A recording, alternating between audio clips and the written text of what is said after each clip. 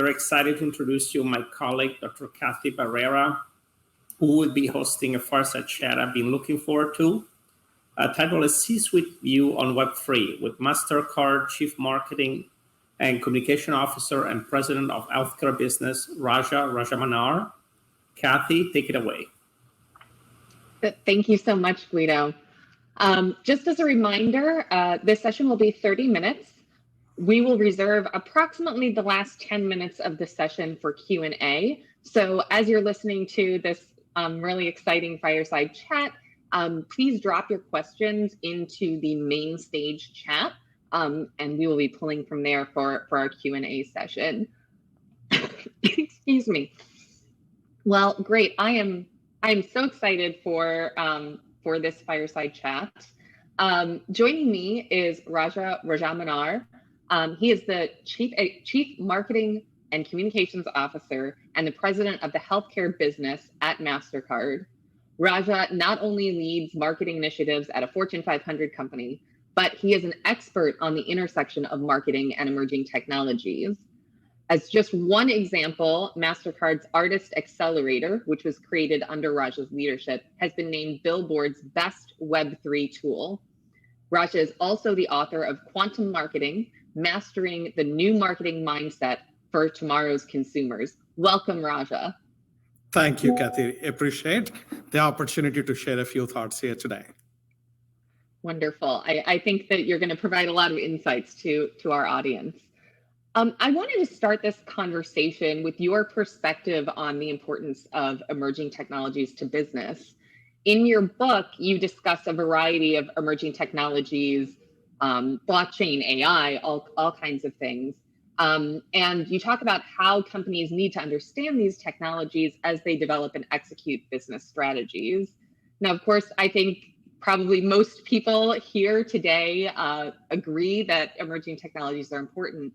One thing that I find particularly fascinating as you talk to different people who work in this space is that depending on the person's functional background, sort of what area of business they work in, they tend to emphasize different aspects of emerging technologies as sort of being the key to what businesses should understand. So I wanted to get your perspective as a marketer. What is it about the way these emerging technologies, and in particular digital technologies, have evolved that's key for businesses to pay attention to? So I would say, firstly, if you look at the world of marketing, it is radically changing. It's actually transformation is a hyper overused word and a hyperbole, but not in this case, right? I actually counted, there are 24 new technologies that are coming at us like a tsunami. Artificial intelligence, blockchains, Internet of Things, including smart speakers, autonomous driving vehicles, 3D printing, 5G telecommunications. A lot of these have a direct impact on marketing, whether people realize it or not, including something like a 5G. This a 5G is telecom. What has it got to do with marketing? Everything.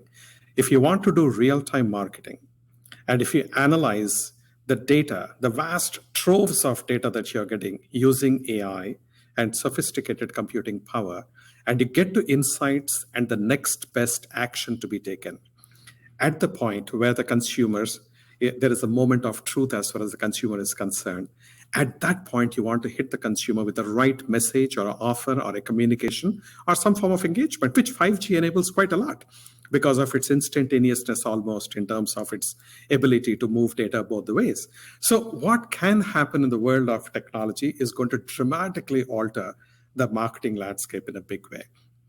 And in fact, I would go so far as to say that if you don't understand technology, you become very quickly obsolete to the world of marketing. So marketing is becoming heavily dependent and heavily led by technological transformations, and the both are inseparable. Yeah, I think that's, the issues that you're emphasizing about sort of the speed at which communication happens. I think that those tend to be important across the board, but it's really fascinating to think about how the role of marketers is changing due to all the changes that we've seen over the last 15 years and the changes that we're going to see going forward. So what would you say in particular about the role of marketers that marketers need to be thinking about in terms of these emerging technologies? See, first and foremost, as a marketer, you need to have some clue about what these technologies are, what they can do for you, what are the pitfalls, and how do you leverage them in a way that is competitively advantageous to you. Now, I'll give you a very simplistic answer. Suppose Microsoft rewind in time, they have launched a spreadsheet. You need to know what the spreadsheet is, firstly, and see how it can be used for your business. Then you find the value out of it. If you don't know, but if you are still sitting with your hand calculator or multiplication tables and logarithmic tables, and you're starting doing that, very quickly you get obsolete, right? It's no exaggeration to say now with all these technologies coming in, that marketers have to spend a good chunk of their time educating themselves, getting a grasp. Now, I'll tell you a practical example. Now, I get pitched at least, I would say, 10 to 15 times every single week on artificial intelligence. Somebody or the other vendor comes and says, my solution is powered by AI.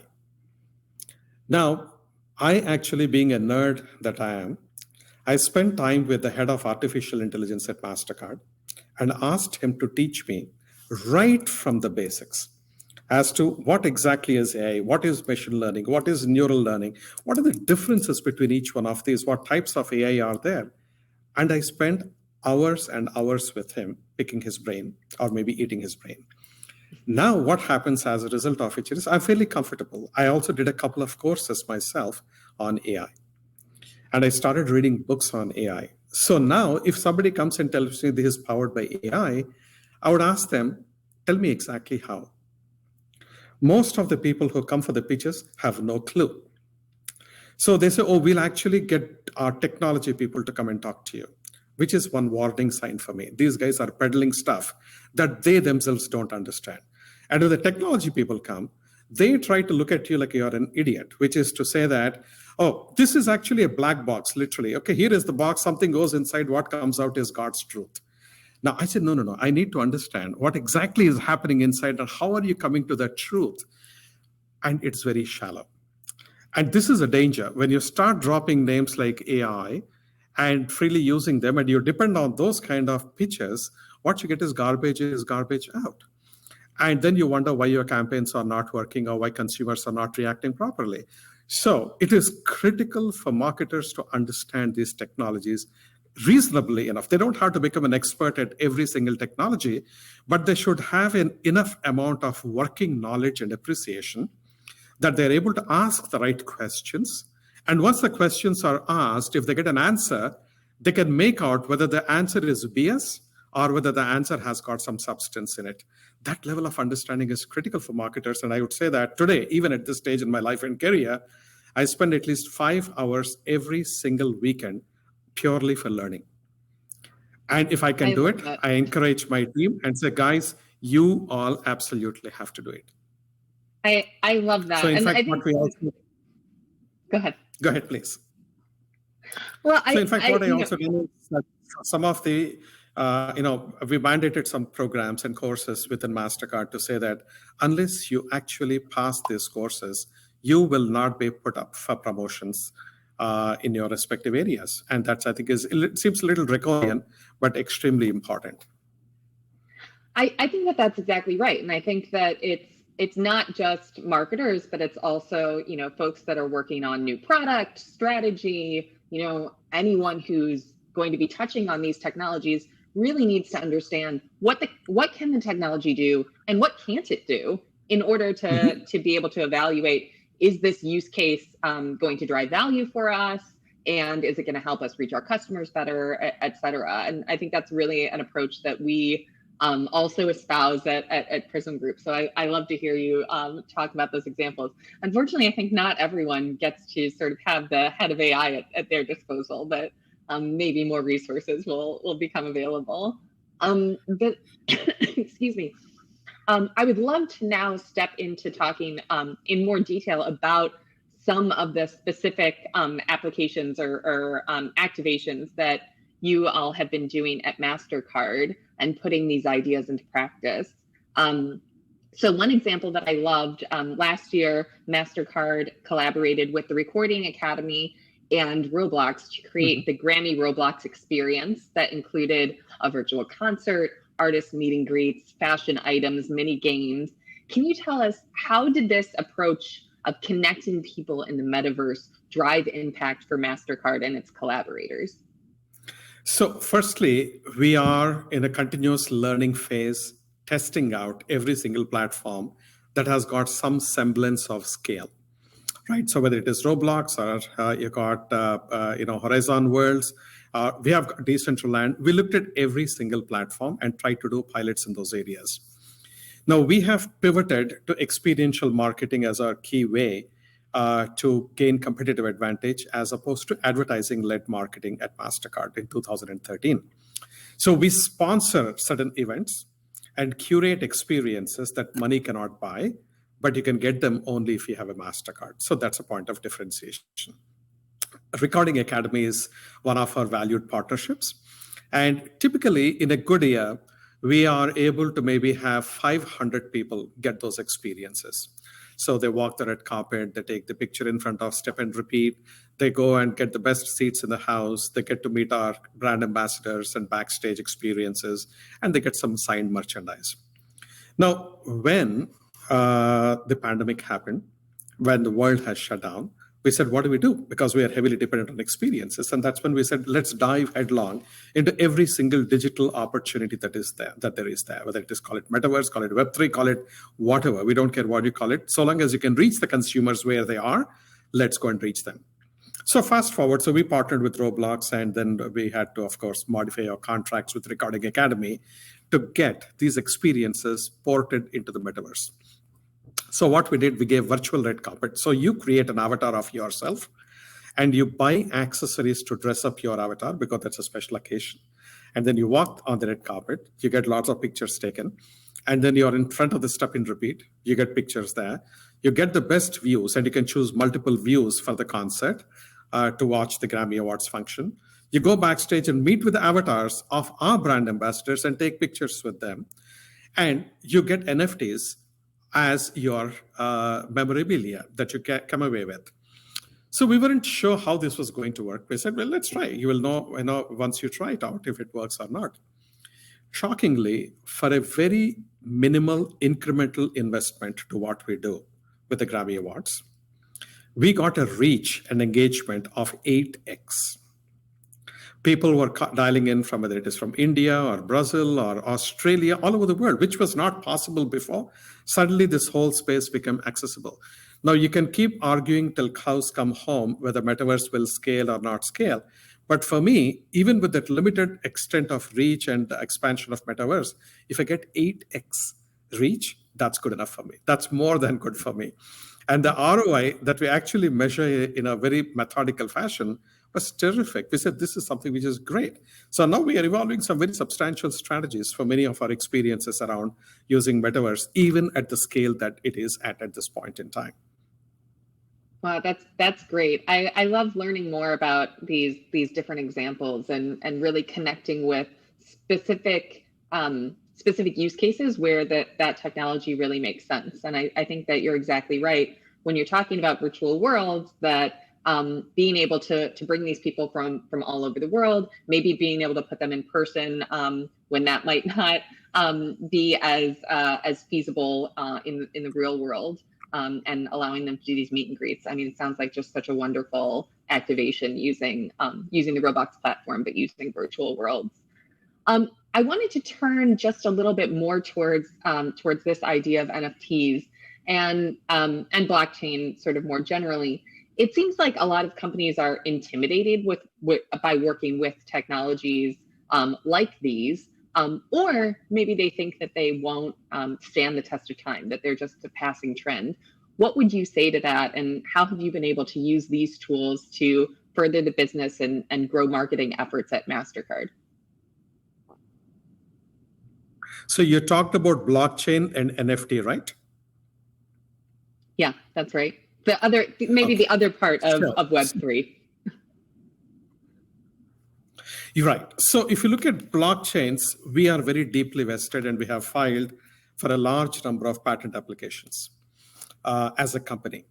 And this is across payments. It's across various methods of authenticating the or verifying the authenticity of certain items, like, for example, luxury goods. So focused on the provenance part of blockchains. And of course, the entire decentralized processing, decentralized money transfer, decentralized. There are so many things that we have done with the blockchain thing. Specifically in the world of marketing, we are exploring, firstly, if you are hypothetically a luxury goods manufacturer, can we provide you solutions where we can establish the provenance of this particular item in a very easy to find fashion? So just with a single scan at the point of sale, you can say, hey, this is where it has originated, this is what has come through, this looks authentic, or there is a level of uncertainty about the authenticity of this particular brand, etc. So we are experimenting a boatload of things using blockchain. The second interesting thing is, if you look at the advertising value chain today, for every $100 I pay for an advertisement, about $40 goes to the publisher or the owner of the content, and 60% goes to middlemen, and there is a lot of opacity. So what happens is there are also accusations that the media companies, they are giving kickbacks to the agencies, media agencies. So there is no transparency, and there is a Department of Justice investigation that is happening right here in the United States on this particular point. So what we are saying is there any way we can have actually blockchains to ensure the, that I know what I'm paying for as an advertiser in a very credible way. And I know that somebody else is not living off of my, taking money off of my value chain and decreasing the return on investment for me. There have been experiments done in the past by companies like MediaOcean in conjunction with Unilever and trying to figure out how blockchains can be used for this whole purpose. We are taking it to the next level. So this is on the one part of it on the blockchain. As far as the NFTs are concerned, when NFTs first came, I was pretty baffled, and it took me a little while to get my head around it. I said, why the hell will somebody pay so much amount of money for something which is just a digital copy, which anyway you can get it free of cost, so there is no real value add kind of a thing. It took a lot of, a leap of faith, so to speak, to say maybe there is some kind of a value. And we started actually experimenting with those. So we started our very first NFT experiment was with one of the soccer coaches, Jose Mourinho. We made him sign a football, and then we said, okay, we'll actually sell it and then see who likes it. And then we hit the roadblock ahead, which is so many legal issues that are there, and as a corporation and the rights. And so we had to really go down to the fundamentals of who owns the rights, how do you transmit the rights, and what kind of recourses do we have, and liabilities that we can be hit with, et cetera, et cetera. And from then on, then we started going into deeper and deeper in the NFT space. And we have, for example, now partnered in, in Latin America with a restaurant and created some NFTs for them. So it's a gated token to get special experiences within that particular restaurant and to help the restaurant get more capacity booked in advance. So we tried those kind of things. Then at Australian Open, we tried a whole bunch of other things where you get NFTs of, some of the things that were done by our brand ambassadors, including Naomi Osaka, and convert them into NFTs, which would give you some specific benefits. So the point is, NFT for just vanity factor is one aspect of it, which we normally confuse with NFT.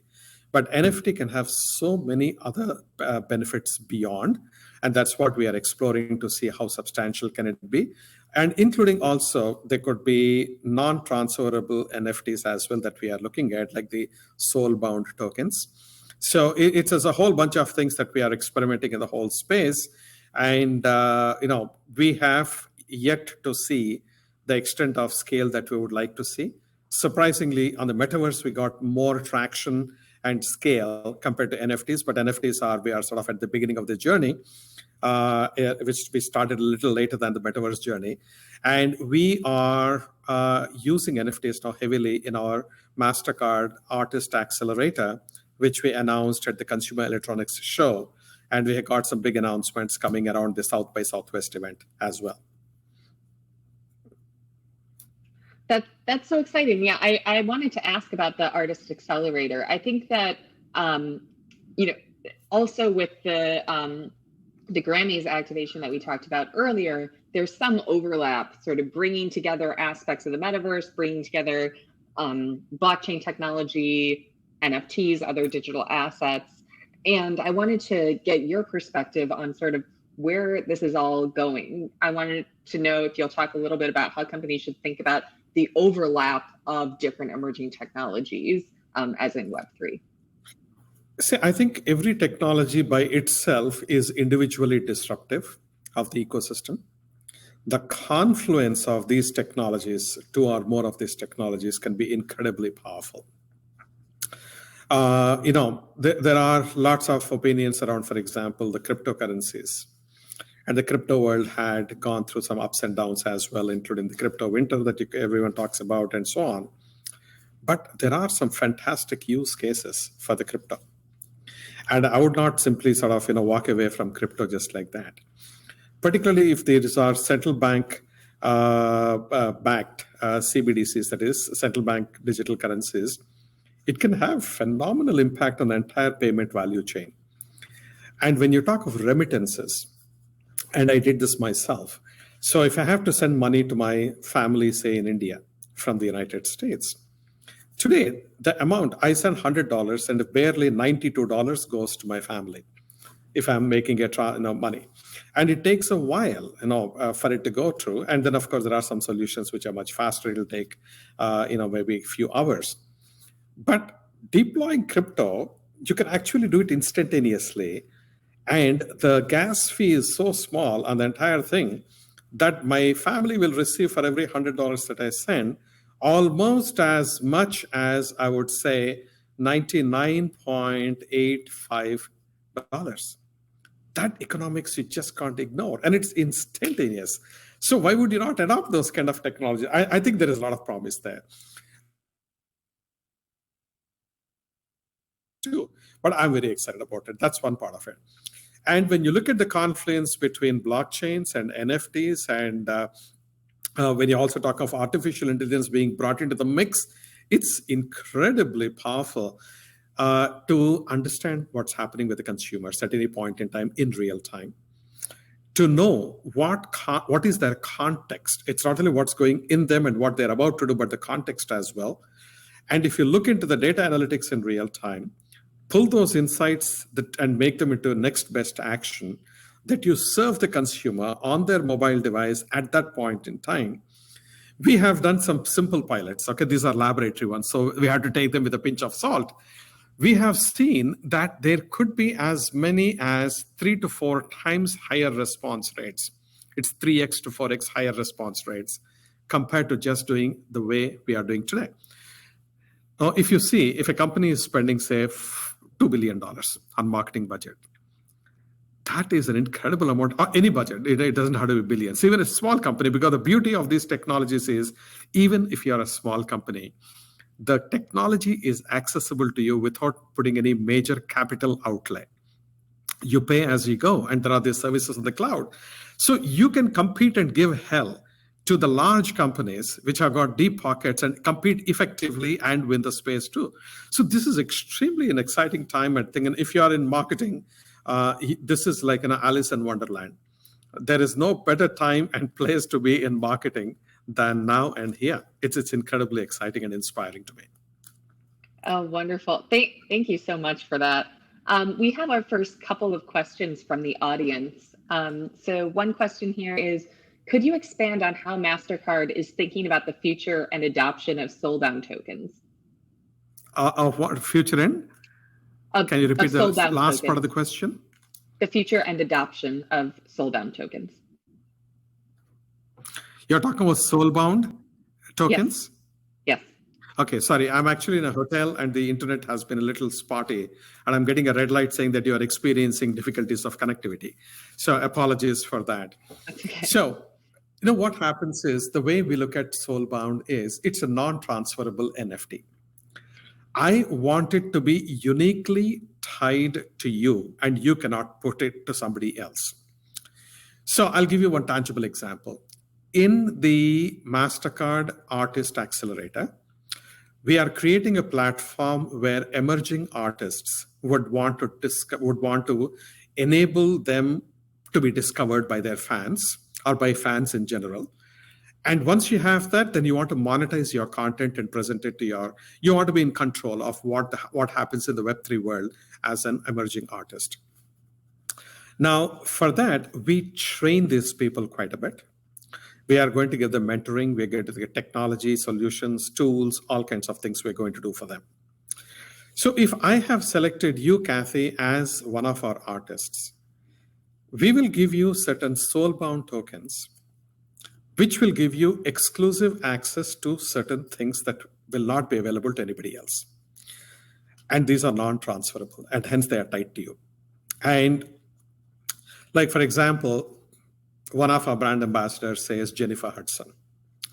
And we tell you, you are going to get a one-on-one mentoring session with Jennifer Hudson for 15 minutes on a given particular day or whatever else it is there, as one of the hundreds of experiences that we'll curate for you as an emerging artist to help you. We don't want that to be transferred to anyone. And it has to be with you, as an example.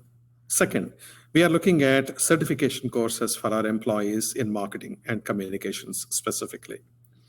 So, and we will actually give you certain advantages if you actually pass a certification course. And we want it to be bound to you, not to somebody else. So it's a certification just for you. And these kinds of things are very, very important. The third thing, likewise, when we are looking at franchises.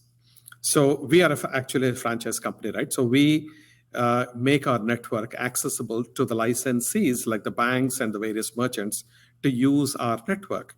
And if I'm issuing you a license, you a bank ABC, we don't want it to be transferable. So if I'm thinking in the context of Web3, how am I going to enforce all this is through the Soulbound tokens. And that's how I look at them. Thank you. We have another question here. You've mentioned some evergreen use cases like supply chain and cross-border payments. Can you comment on what you think will accelerate the adoption of these types of use cases, given that we've sort of seen some solutions across Web3 already, but rarely have they been able to scale so far? So, in fact, you find that the biggest boost will come in when more and more governments jump in. I think CBDCs, or central bank digital currencies, are going to be the next big frontier from a scaling perspective. And that gives an impetus to the entire ecosystem. And I know there are at least 55 different governments who are working right now on the CBDCs very actively. And we'll see them all materialize in the next 24 months. So I think that is going to be quite a game-changing. I think the biggest impetus, biggest momentum will come through governments. As ironical as it might seem, we don't normally expect that the governments to be actually accelerating these kind of things, but that's exactly what is going to happen on the one hand. The second thing is, I think, even with the limited amount of experimentation, we did about 40 or so pilots till now across the globe. Interoperability is a humongous issue. It's a pain. Like I told you in the beginning, we tried every single platform that is out there, not knowing where to put our bets, and that's not an elegant solution. So there has to be interoperability, and I think there will be interoperability opportunities that will come up. Either some entrepreneurs will come in, or some large companies will enable cross-platform applications, and I think that's going to be pretty exciting because each platform individually will not scale enough to be attractive for every marketer. In my case, like I said, I could get the scale where the denominator was very small. If I have 500 people taking it to 4,000 on metaverse is no big deal, but that's more an exception. But if you look at the bulk of the things, you need massive scale, you have millions and millions of people. Otherwise, you don't do, that's not, you'd want to do mass marketing on Web3. For that kind of a scale is just not there. And I think there is some evolution to happen. And I think this interoperability will be the second one. The third one I would say is currently, particularly for the metaverse, the devices are horrible. They are not very elegant. The usage is not very easy. And I think there is going to be some advancement to happen. Maybe augmented reality will advance much faster with all the rumors that we see with large companies about to enter and make their announcements and so on. I think it's going to be fun. But beyond fun, I think there is going to be a lot of device development that will happen in the coming 24 to 36 months, both for AR, beyond AR glasses, for VR in a much more significant way, because I can see VR has got so many fantastic opportunities, and I can see the applications that we have tried a few as well. It is incredibly immersive, but today the quality is not exactly where it needs to be. Those would be my random thoughts on your question. Happy to elaborate. No, thank you for that. I think, we hear sort of different angles on the same things, I think, from a variety of different, I think even just in the last panel, we were hearing about there's going to be multiple chains, we're going to need interoperability and these sorts of things. And I think that those things are really important. It's important to hear it from the perspective of different functions throughout the business. So we are running up on time here. I will just note, so someone in the audience asked about the South by Southwest events that you mentioned, and I was wondering if you could use the last 15 seconds we have here to plug that event and let everyone know where to find you, Mastercard, at South by Southwest. Yeah, see, I'll be there for a day and a half at South by Southwest, and we'll have some important announcement to make there. And very excited about it. And if anyone wants to connect with me, you don't have to wait till South by Southwest. Feel free to email me, raja.rajamannar@mastercard.com. I'll be happy to respond, and I'm pretty decent at responding. Or engage with me on LinkedIn, Rajamannar, or get in touch with me on Twitter. I'm easy to reach, easy to engage, but tough on demands. Thank you so much, Raja, for being here with us today and for providing us with all of your insights. This was just a wonderful session. We really appreciate your time. Thank you so much, Cathy, and really appreciate the opportunity.